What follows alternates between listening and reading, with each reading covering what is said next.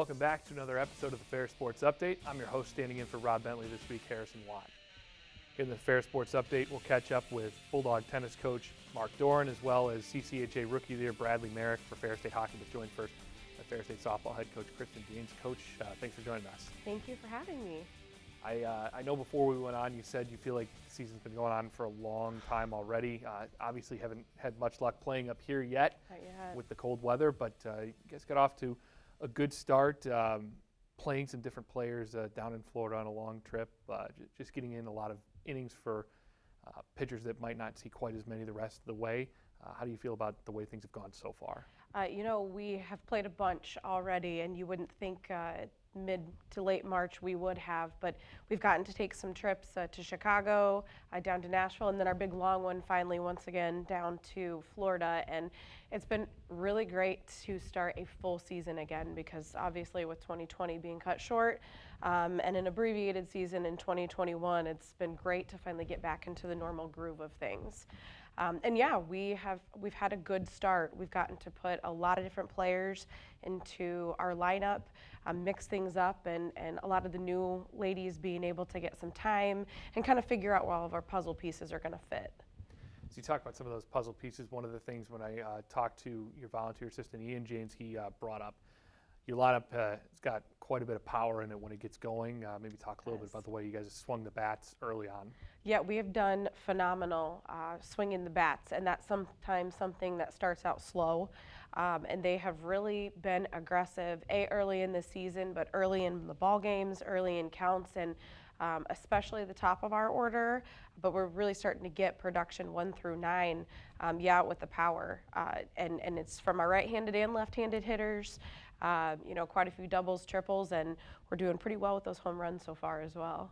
Let's talk about some of the key players so far. Paige Courts, Kylie Winkle's amongst the ones that you would have expected to get off to a good start, but a couple other bats also emerging for you. Yeah, those two are great veteran returners for us, as well as Caitlin Orm. And they all have been consistent throughout their careers and are continuing, year 4 and year 5 for those ladies. And that's great to have that consistency and those staple pieces of the program. But we have been able to add some young talent in as well. Josie Prince, a local Big Rapids native, she's been batting towards the top of our lineup, as well as sophomore Caitlin Gabus. And a couple others that haven't seen a ton of time in the past are really stepping in and finding their niche at the plate. In the circle, you have a star pitcher in Mackenzie Cleland, obviously coming off Tommy John surgery, so you guys have been pretty conservative with her so far. Correct. You're learning a little bit more about some of the other pitchers you have. What have you seen so far from them? Yeah, we are. We've got 4 pitchers on staff this year, and those other 3 young ladies, and Erin Gallagher, Christy Gray, and Christina Barr, they've all really had to step up and throw quite a few innings, just because we are a little bit limited in our staff currently. And so it's really gotten them the opportunity to see, what their strengths and weaknesses are and what they're going to be able to come out and do consistently in conference play. And, the last few weeks have really given us a basis of where we need to be down the line. You get ready to start conference play here. I know you were ready to start it already, but we were. You're getting there. Still another non-conference series that'll be played after this, or before this episode is aired, rather. Correct. But you get into conference play, and obviously looking for a better finish than last year with the team, a little bit more pitching, a little bit more experience. What's so challenging about the Gliac schedule coming up? There's not a bad team in this conference. So that's one challenge, is you're always going to get a tough opponent every single time that you walk out onto the field. We are a great hitting conference, and so it is a challenge for pitchers from every team out there to really go and be successful against the hitters, because we are so strong. And like this week, we go to Wayne State, 2 days later to Grand Valley, and the next day to Davenport. So there's really no time to breathe. You just have to keep grinding away and know that you're going to get more games, you're going to get that next opponent, and you got to stay focused each and every time you go out. You brought up the schedule's changed. It's a lot of games in a short amount of time. How do you manage? I know you have a number of players you can plug into the lineup, a number of pitchers now at this point, but how do you manage keeping everybody fresh through a weekend like that? It's all about recovery.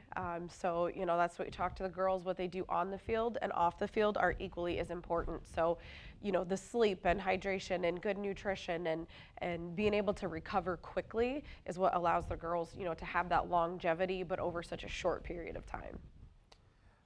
Obviously, this non-conference against Lewis as you get ready to finish your non-conference action. Will be played before this episode is aired, but looking forward to that one tomorrow, your home opener. How excited are you to finally get back on your own field and play, even though it's not going to be particularly warm? No, it's great. And yeah, it's going to be a little chilly, but there's always that different feeling when you're at home.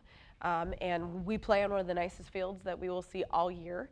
And so the girls are, really excited to bring, believe it or not, our first non-conference opponent up to Big Rapids to say, hey, this is our place, this is what we're all about. And it'll really get them the opportunity to get some reps in before we start, since we have been off for over a week.